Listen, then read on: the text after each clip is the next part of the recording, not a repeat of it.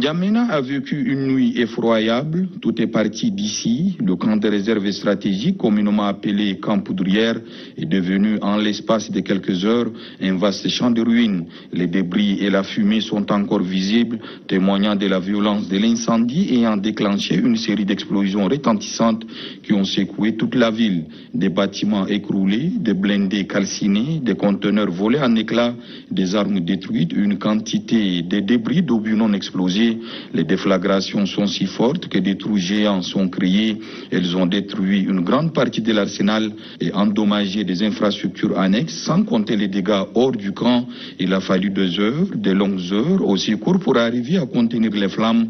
Pour les démineurs et les sapeurs-pompiers, la nuit a été interminable et épouvantable, mais le travail est loin de finir. Ramassage des débris, neutralisation des engins non explosés, enlèvement des obstacles. C'est cette scène de désolation totale que le président de la République, Mahamat Idriss Déby Itno, est venu constater personnellement, accueilli par les ministres de la Défense, de l'administration du territoire, de la sécurité, le chef d'état-major général, deuxième adjoint et tous les commandants des grandes formations. Le chef de l'État a découvert un paysage presque apocalyptique, des scènes surréalistes. Il constate, pose des questions et mesure par lui-même l'ampleur des dégâts.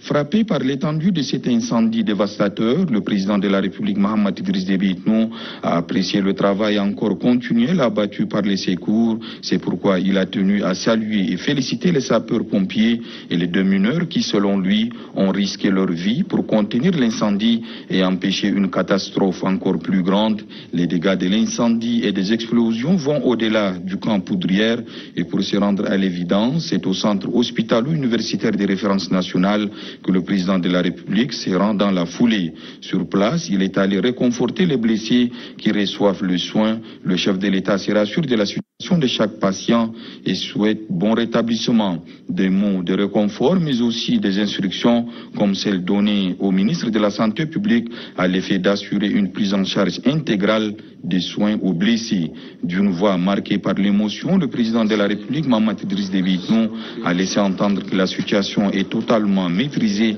et appelle ses compatriotes au calme, tout en encourageant les équipes de secours et de sauvetage ainsi que le personnel soignant mobilisé depuis hier.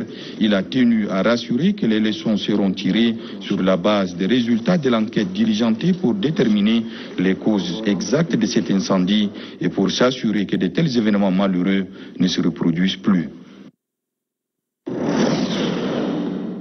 Il est demandé voir en tant que chef d'État d'aller visiter là où il y a eu les explosions pour constater des visu,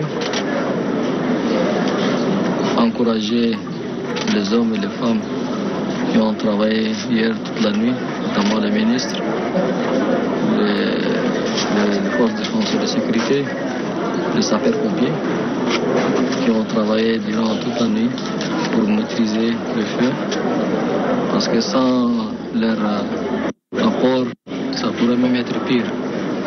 Et nous avons mis en place une équipe d'enquête pour nous situer sur les causes de ce qui s'est passé. Et après cela, nous allons prendre des mesures. Et ce qui s'est passé hier doit nous donner des leçons en ce qui concerne la construction des magasins en pleine ville, parce que c'est pas pour la première fois qu'il y a eu des explosions, des magasins de munitions. Donc cela doit nous donner des leçons pour que dorénavant on puisse plus construire des magasins en pleine ville, en dehors de la ville et avec les normes internationales.